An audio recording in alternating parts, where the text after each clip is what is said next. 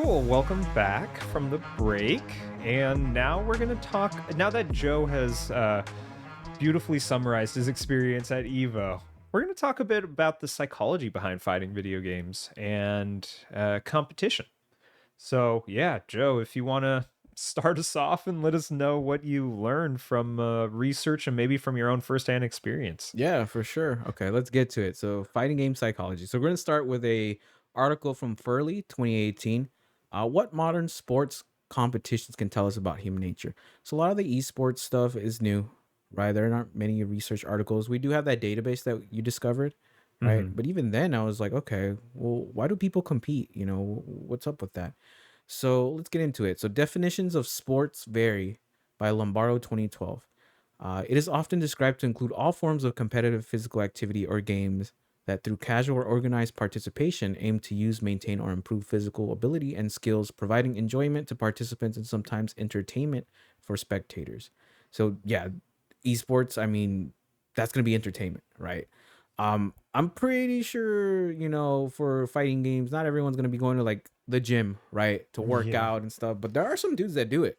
There are some guys like shout out to like Big Bird because I saw a post on Twitter and I was like, dang, bro is buff. Oh, I was yeah. like, yeah, I was like, Jesus. I was like, God. Um, and I'm like, yeah, so there are like, physical like abilities as well, You gotta be really quick on the controller. Like you gotta be like Hmm. executing perfectly. Like even an arcade stick, like some people now just play on controller because it's the buttons are closer together. Right? Arcade sticks are a little farther, Oh, right? yeah. Yeah. And it's like Now you're learning. yeah, now I'm learning. Now I'm struggling. Now it feels like I'm playing the piano sometimes on that thing.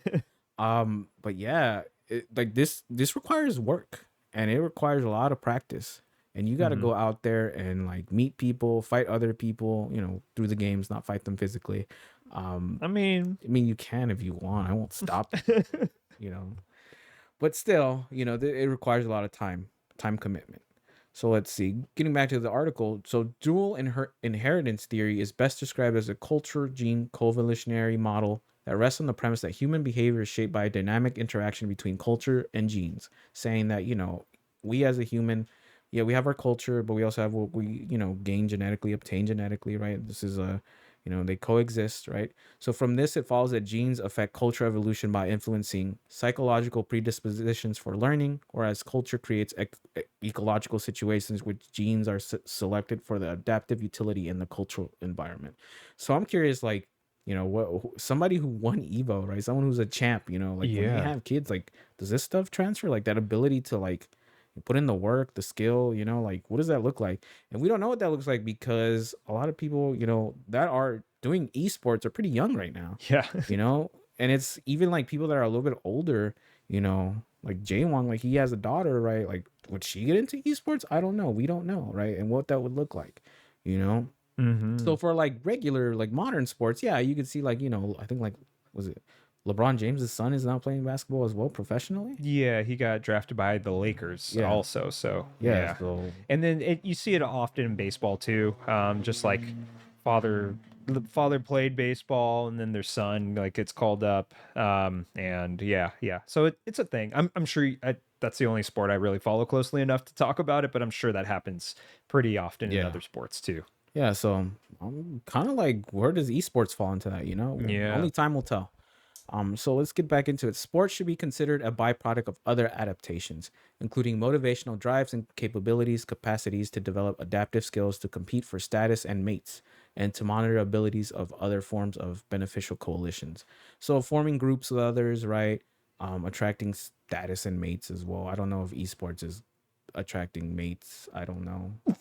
I mean, no hate or anything, but like maybe it is, maybe it's I, not. I mean, I'm sure people.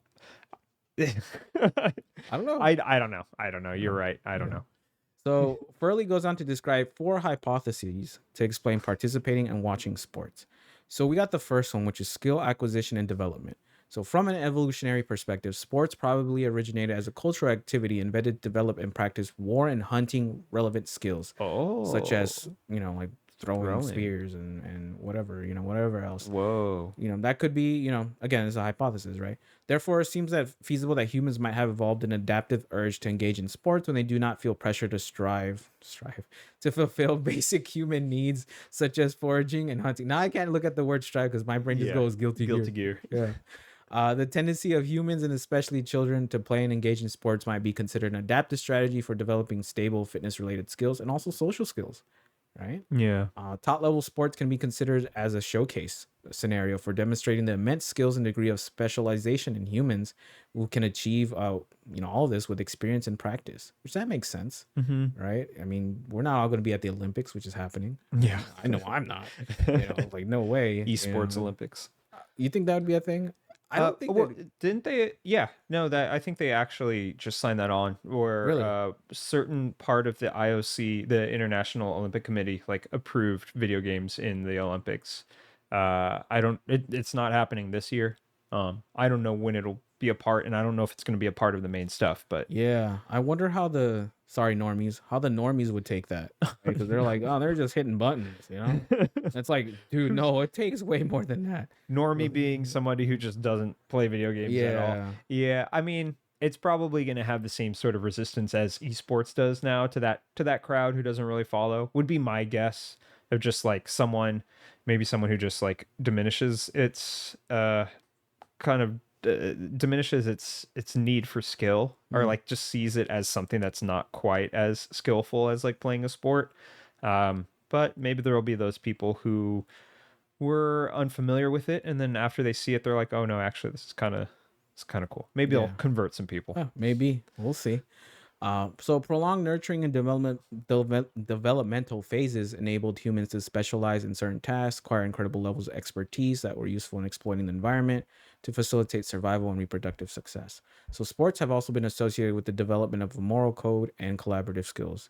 It is plausible that humans are innately predisposed to enjoy engaging and playing in sports because this has a proven and beneficial context for skill acquisition and development. So Furley says that, even though this is a hypothesis, it's unlikely that the skill acquisition and development hypothesis is sufficient enough to explain, sports, why we watch it, why we enjoy it. Right? But he's got other ones going on here. Like the next one is status seeking. Status seeking, from a Darwinian perspective, sports may be seen as one of the cultural activities invented to promote the acquisition of status. And acquiring status is on average, in the long run and in the ancestral environment to which our species adapted, beneficial to an individual's reproductive success, right? So it's like you got more status, you got more money, right? More mates, right? And more reproductive success. Yeah. Acquiring and communicating status can be considered a fundamental human motive, according to Anderson, Hildreth, and Howland 2015. That is assumed to have evolved as an adaptive cognitive strategy that helps organize group life by establishing and maintaining status hierarchies. Sindanis and Prado 1999. Because unrestrained physical fights, combat, and warfare pose the risk of physical harm and death to competitors, sports have been suggested to be culturally invented arena for publicly displaying desirable qualities such as strength, endurance, bravery, and fighting ability. So this is not Gladiator, right? We're not chopping people's heads off. Yeah, no one needs to die in this case. Yeah. I mean, we're kicking a ball really hard across the Yeah. other side, right? Yeah. And that's me just being, with sports. Reductive Yeah, with it. reductive Yeah. with sports. It's all yeah. good. Dominance, pride, and confidence have been linked to high status, social status, and support. The idea of sports as culturally invented indicator of social status, that makes sense, right? If you're really good at it, you got the status, right? And that's more desirable. Because the desire for status can be considered a fundamental human motive. We already went through that. Let's see. It can be attuned to status cues. Again, we're going to be going into courtship displays next. So this has a lot to do that with that as well.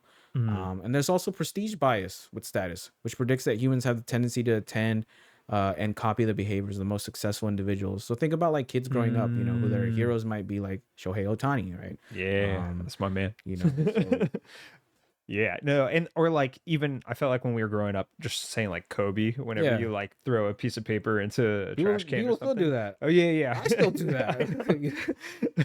I know. I think I heard some podcasters ask like, are kids saying like LeBron now or something? Oh. Yeah, I don't know. I think Kobe still got it. Yeah. So, I mean, there's that bias, right? So, moving on to courtship display, the third hypothesis. Darwin, and we're talking all about Darwin, pointed out that that evolutionary goal of reproductive success explain the fancy ornaments and costly armaments found both in the animal kingdom. So look at a peacock, right? You know, Mm-hmm. it's like it's a pretty bird, right? It's trying to Yeah. attract mates with its plumage and whatever, right? So in a way, it's like, hey, I got money, I'm good at sports. Uh, find a mate. Yeah. That's what this is saying. It's been suggested that sports may have been seen as a cultural phenomenon invented to communicate mate quality. Interesting. It could. In this sense, sports are culturally invented indicators of physical fitness. That makes tons of sense. Yeah. Yeah. Research has demonstrated that many athletic abilities are heritable and correlated with good gene traits. So that's why I'm like, where does esports fall into this, right? Is Yeah. the being good on an arcade stick heritable? Because damn, I mean, my parents were not good on an arcade stick. But that, you know, whatever. I know, but our kids will be apparently. Yeah. So I don't know. You know, only time will tell. So moving on to the next one, coalition formation. We're forming groups, right? In line with the evolutionary framework, being a fan of sports teams probably reflects an adaptive solution to the fitness relevant problem of avoiding social exclusion by binding individuals into a group and thereby facilitating resource acquisition. So we're stronger in a group, right? And, you know, humans are like that, right? Yeah. You can be an individual, but sometimes you have to lean on other people. It helps, right? And so sports can do that, right? You're learning teamwork, right? Camaraderie, right? And how to behave in a group. Research demonstrates various benefits of being a fan of a sports team, such as heightened feelings of connectedness, increased popularity, elevated self-esteem, particularly when the supported team is successful. Yeah, like when they're burning down LA because the LA Kings won, or Lakers, right? Yeah. Camaraderie, we're burning trash I cans. know. And if they lose, we're still burning trash cans. Oh yeah, after. we're riding. I know. I'm like, man, what would if when the Dodgers won the World Series in 2020, if we weren't in a pandemic, what would the city have looked like? We I don't still know. have a city. Maybe not. Maybe not. Would have been, yeah, everything would have been burned. Yeah, maybe. Who knows, right? But that relates to esports as well, right? Like again, that Street Fighter 6, like everyone stood up and was cheering, Yeah. right? The game wasn't even over yet, but when the level 3 landed, everyone was like, it's over. But we're all gonna stand and cheer, right? We're gonna Yep. say you deserve it and like, you know, great job and USA, because this was like I think this was one of the first times that someone in the USA actually won a Street Fighter tournament. Oh, really? Yeah. I didn't know that. Yeah. Okay, that's interesting. They won USA won Guilty Gear as well, which that's an anime game and fight. I mean, I know Street Yeah. Fighter's Japanese, right? But Yeah. still, like a lot of the winners for this Evo were from the US. And so people were all like, they were like psyched. American Like, pride. this is our there. game now, Jeez. right? You know how it is. It's like USA, Yeah. USA, right? That's And I was funny. like, all right, they got me once. They got me into it too. Yeah. It's just like, You found yourself yeah, shouting I was like, USA. damn it. Yeah. It's not Chipotle, but it is No. USA. And we are in Vegas, which is part of USA. Yeah. So, Yeah, true. you know, so yeah, you know, a feeling of connectedness, I'd say, yeah, totally. You know, future research shows that sports fandoms bind individuals of a team and ally fans together. These empirical findings support the claim that instances of modern group behavior, such as sports fandoms, can be understood as an adaptive solution to the fitness-related problem of intergroup rivalries and warfare. So essentially, fitness-related, it's like, you know, the survival of the fittest, right? Instead, we have groups, right? In the sports fandom, you know, hey, if you're the winning team, you're a cool guy, I guess, you know. Oh, okay. You know? And then let's see, there's some overlap between status seeking argument and the coalition formation hypothesis of sports. And these two lines of reasoning can be considered complementary. So because the success of a certain team or players influences the likelihood of becoming a fan of that team or player, you know, you're also gonna be forming groups, right? Based around maybe the more winning. success, right? Yeah. Hey, you might meet your, I don't know, your future partner at a Kings game. I don't know. Right? I do know someone who met their partner at a Dodgers game too, mean, so that's funny. It happens, right? Yeah. So yeah, things happen, right? But yeah, that's what this article is saying. It's like, this is why we watch sports. This is why we enjoy sports. You know, those are the 4 hypotheses by Furley, 2018. Interesting. Okay. Yeah. It's cool to see this like apply to both like regular, I mean, like physical sports and then digital or esports and Yeah. stuff like that. And at the very least, like show us the backbone behind both of those and why we enjoy those sports. Cause it feels like there was at a time, there was this like, not disdain, but like dislike from like the video game players or people who enjoyed video games and didn't like sports and just called it like sports ball to like be reductive of it. So you're doing a good job uniting both of them right now. Until I say something, they're like, well, Yeah. But yeah, so a lot of these, hypotheses, I feel like they, they translate to esports as well, right? Being Yeah, part of that fan, being I part think of, so. content creator that you enjoy or a streamer, and seeing them go to the top, right? And then everyone cheering for them. Mm-hmm. Um, Yeah, yeah, it's a lot of the same psychological concepts as cheering for your favorite team or your favorite like athlete. Like, right. I mean, yeah, I are we calling them like the esports players athletes as well? I would say No? so. Yeah. Yeah. Okay. Yeah, I mean, I would call them athletes. I mean, Yeah, because I mean, all the research we have both done points at like them going through a lot of the same emotional stressors. Maybe not the same physical fitness, but mentally it's the same. yeah. I mean, because you got to train, you got to put in the work. I mean, you're putting probably like 40 hours into Street Fighter a week or maybe even more. Yeah, Right. straining your eyes on that one Oh, at yeah. least. Oh, yeah. But All right. cool. Athletes. So yeah, on to the next one. Fighting games in Go. So Go is like a Japanese game. Oh yeah. Yeah. Yeah. So With they the like the little tiles, right? The little yeah, I think circles. so. I think Yeah. it was like the little black and I white. just know it from I think Hunter x Hunter, Oh yeah, right? with I forget the Chimera Ant's name again. Meruem and Komagi, I think. Oh yeah. Yeah. Oh yeah, the Yeah. oh my god. That was so weird. Yeah. Oh man. Yeah, you were right. It's the black and white tiles. I'm Mm. not 100% sure how to play this though. Oh no, me neither. But I found this article and they were exploring the aesthetics of play in professional gaming. Hmm. And I thought that was interesting. So this article is by Johnson and Woodcock 2017. So let's get into it. No longer computer games pure play and leisure, but they now form professionalized careers for many players. Similarly, games are not just played in one's home or with friends, but now can be broadcast to millions. These two changes signal the need for a substantial reappraisal of the cultural meaning surrounding acts of gameplay, specifically in this case with regard to the impacts of professionalization and live broadcast. So Hmm. yeah, I mean, we're no longer playing these in our basement, right? We're now streaming them. People are putting their input. People are getting salty online. People are happy online. They're excited. Yeah. Now this is being able to be broadcast, which is like the next step from the arcade, right? Because we would have to go physically to a place to play arcade games. Now Yeah. you can play them online, which you lose something in the translation of that, but I think it's great that people can play them online with others and feel connected as well. So games are often contain reactionary imperial content as militarized, marketized, and entertainment commodities, which means that most games involve fighting of some sort, such as the range of what we might call fighting games, and they're potentially endless, right? There's people still playing Third Strike, like we were talking about, Right. right? That's like 20, 25 20. years ago, right? Yeah. And people are still like really good at Third Strike. Yeah. Like they've honed that into a science, it seems like. Sounds like it. And the basic conception of fighting games can be traced back to Sega's Heavyweight Champ in 1976, which was a boxing game rendered in black and white that saw two boxers facing each other down from the two sides of the screen. Yeah, it's like very archaic, very like old looking, right? And now you look into like Street Fighter 6, Tekken 8, like the jump in graphical quality, gameplay, right? It's just night and day. It's like, whoa. Yeah. And I feel like that's way more appealing now. I mean, no disrespect to heavyweight champ, but the heavyweight champ's not at Evo. It could be. Maybe we Right. can make a case for it someday and be like, hey, I want to see heavyweight champ on the main stage. Be wild. I'm sure because I'm sure everybody's like broken that game at this point. There must be like some surefire way to win. Oh yeah, and We just don't know about. yeah, and it's like a really really old too. Rudimentary So one. Yeah.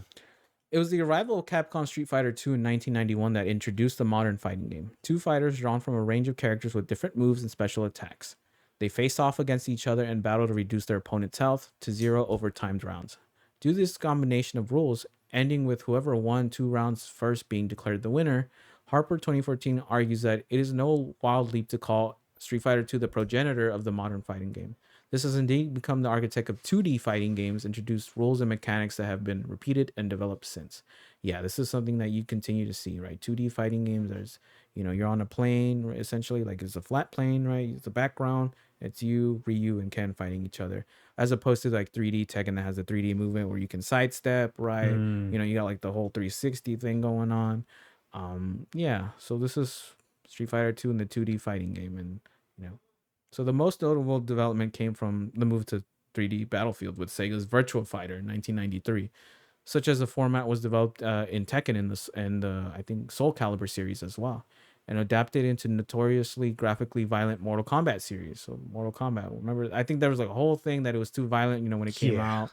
video games are poisoning society, blah blah blah, all that Oh, stuff, I right? remember that. Which people still believe now to this Mm-hmm. day, which is wild. But these games became noted because Mortal Kombat did, because of the bloodshed, fatality moves, and I gotta say, I'm not the biggest Mortal Kombat fan. Yeah. I'm not the biggest fan of like disembowelment and like destroying your opponent in a bloody way and just Okay. murdering them. Just like the Yeah, the extremely fatality. overly the top Yeah, gruesome manner of it. yeah. Like even now, I'm like the older I get, I'm like, yeah, that doesn't appeal to me anymore. You Right. know. Like, do you feel like you're put off by it, or like maybe when you're younger you're like, oh, that's so cool, and now you're just like, whatever. I think when I was younger by it, I was actually terrified by it. I was Oh, like, really? yeah, because I was like the Street Fighter, like they don't do that in Street Fighter, and I was like, Yeah. there was like a Quan Chi fatality where he just pulls your neck out. I was like, Yeah. that looks so weird and jank, but that shit like got to me. I was like, no, I don't like that. That's gross. And ever since then, I'm just like, yeah, I don't like. I like the Mortal Kombat like story and the series and the characters are cool, Yeah. but like I don't know, the over the top bloodshed stuff that doesn't do it for me. Yeah, I feel that too. I'm not too big onto the fatality stuff. I've never been really into Mortal Kombat in general. I think a lot of my friends were when we were younger.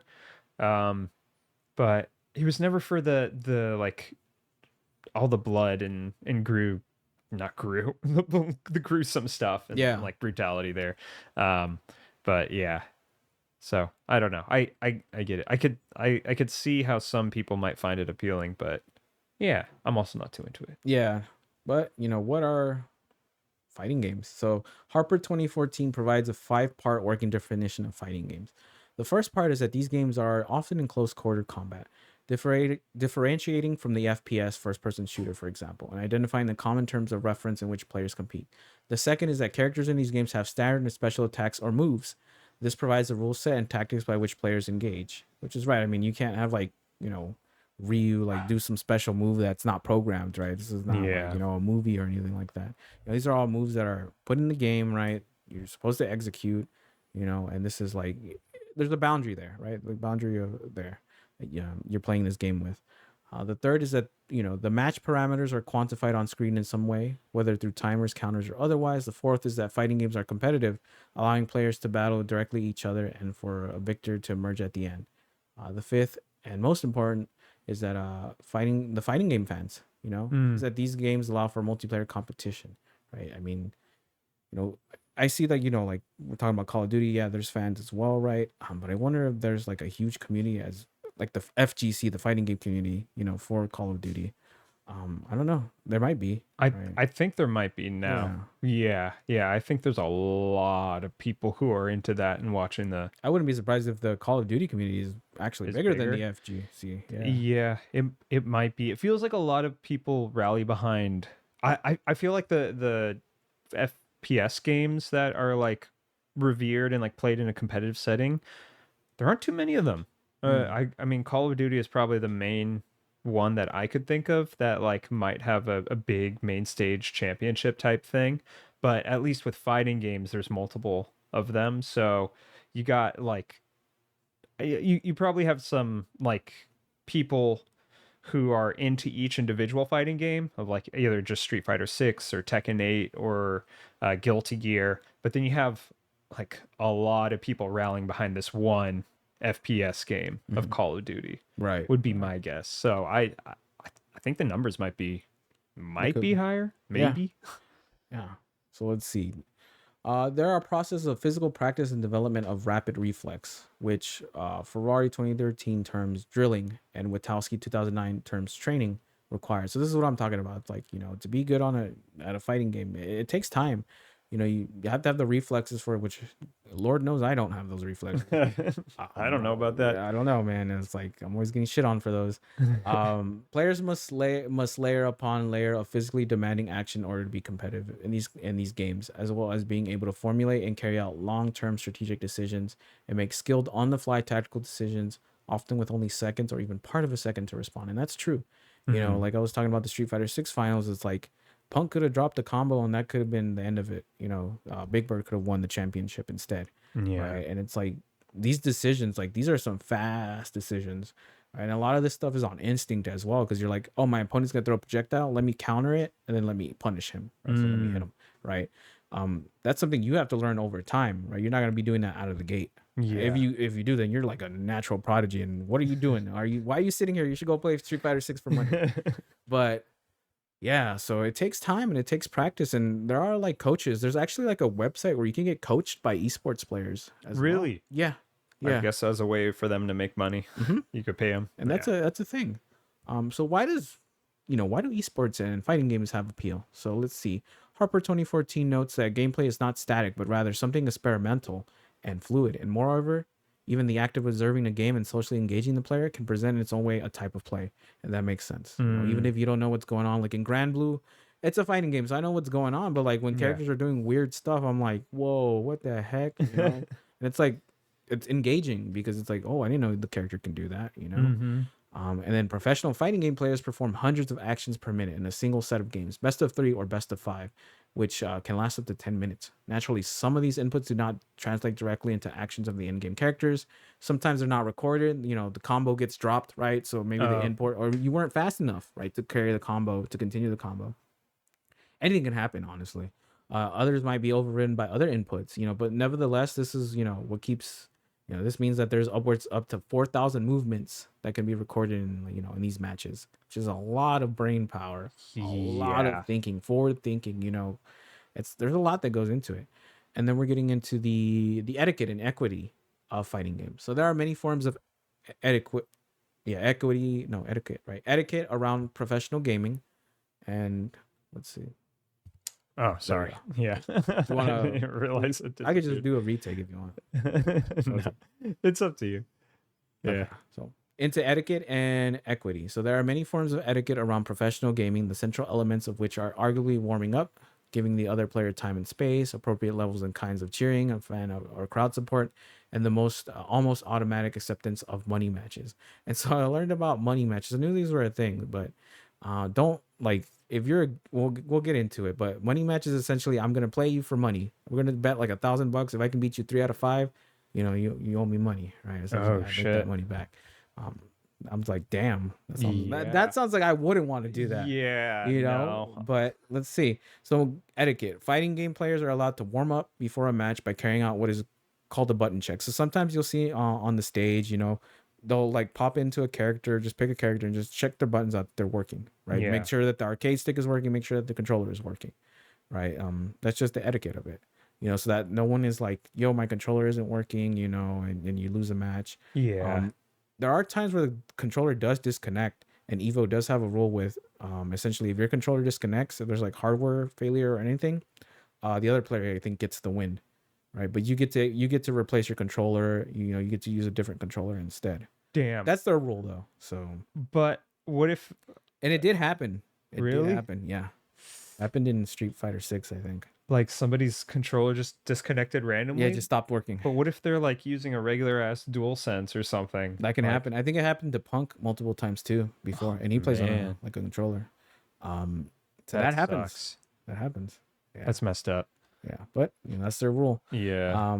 And then getting back into the etiquette, cheering amongst the crowd is encouraged within the gaming arena. Cheers of a certain, they're usually pretty supportive. They're, the name, gamer tag, like even like this Guilty Gear guy that I was talking about that was playing this character Oscar that throws cubes everywhere and stuff, right? Like we weren't like, boo, no. Everyone was like, every time he threw a cube, the community was like, cube, right? Because we were like, no one wants to see this gameplay, right? Yeah. And then at the end of it, when he lost, like, no more cubes, no more cubes. really? Yeah, but it's like lighthearted, right? We're not like, hey, yo, f you, that kind Yeah. of stuff, I'm sure there are communities out there that do that, but like Evo wasn't one of them. That's and good. then getting into the money matches, so.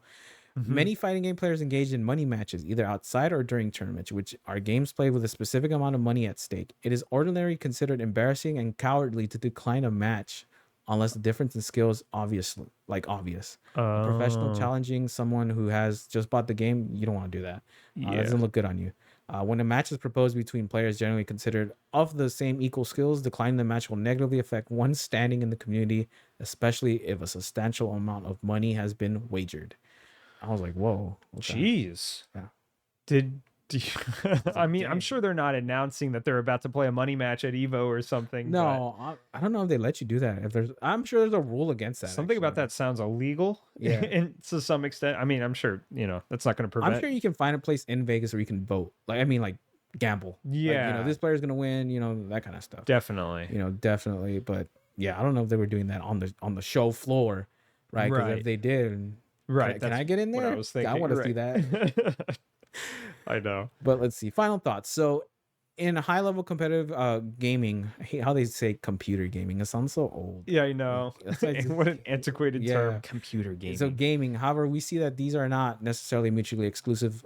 So mastering flow, playing to the crowd, pleasing style of gameplay, primacy of tournament context, meeting social expectations hand in hand with the increasing professionalization of the field, the growing volume of prize money on offer, and the ever shrinking boundaries within which acceptable models of play take place. So essentially, Mm, competitive gaming, fighting games are changing, right? We have the yeah. flow playing to the crowd. It's like in a way wrestling, right? You know how like wrestlers play to the Yeah. crowd.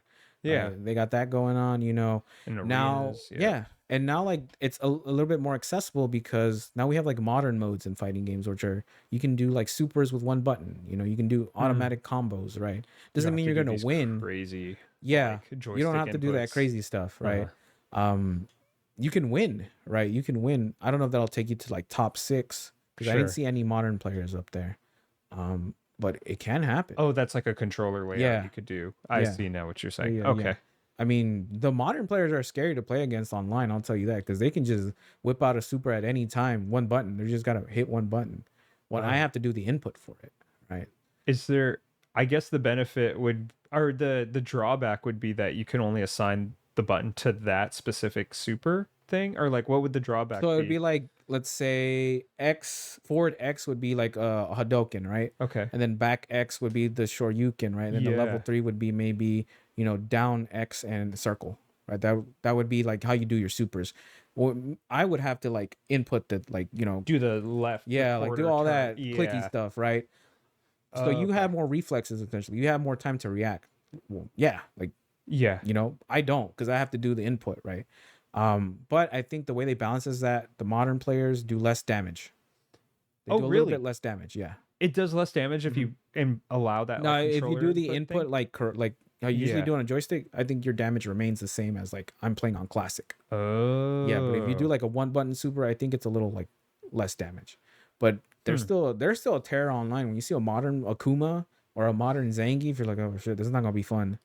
So you could just like you could just be standing there and that's it, right? They just press a Yeah. one button super and you're gonna take damage. Because Yeah. it's so fast. Because the input is faster than me putting it in the joystick. And I wonder if because of that allotted time, it's worth just taking the less or the trade off of having dealing less damage. Right. That's I didn't realize that. Yeah. Okay. Yeah. Damn. So modern games, I mean fighting games are evolving. Yeah, And that's why they're we have getting modernized. Evo. That's why we have Evo, yeah. Evolution. Yeah, and there was a lot of like fans there that this was their first Evo. That was my first Evo. Yeah. A lot of, casual players that just want to check it out, see what's going on. Mm-hmm. And yeah, and I mean, final thoughts. I mean, fighting games are fun. Give them a shot. That's all I got. I felt you talking directly to me when you said that last one. Wow. Damn, Joe, thank you for your trip report. Thank you for putting all this research into Yeah. the psychology of competition and fighting games. I feel like I learned a lot about fighting games. I definitely gained a new appreciation for them, not only from this conversation, but since I've known you in general. So Yeah. that's been fun. And yeah, I think later today we're probably gonna play a game or something. Yeah. Looking But- forward to it. Yeah. Well, we've been going an hour and a half on this one. Oh wow. Yeah, Okay. This is like so- it's like all me too, huh? yeah, it's all good. It's all good. We for the future we were just going to focus on one topic for each episode, but I'm not a but. I mean, we still did it here. It just turned way longer than we thought. Yeah. And that's fine because I wanted to hear all about Evo and wanted to learn more about fighting games and sports, well, competition in sports and esports. So, but yeah, I think we might call it there. All right. Sounds good. But yeah, for anybody listening, be sure to follow us on socials. I try to post a little stupid reels on Instagram. We should probably start streaming more on Twitch. We'll get on that. And yeah, I'm gonna try and post like the video recordings of these podcasts on YouTube now that I'm like trying to do more of the video recording. But yeah, if you could just search up Mind Controllers, that's what we go by on all of that. And thank you all for listening. Yeah, I thank you. appreciate you guys. All right, well, take care. Bye, everybody.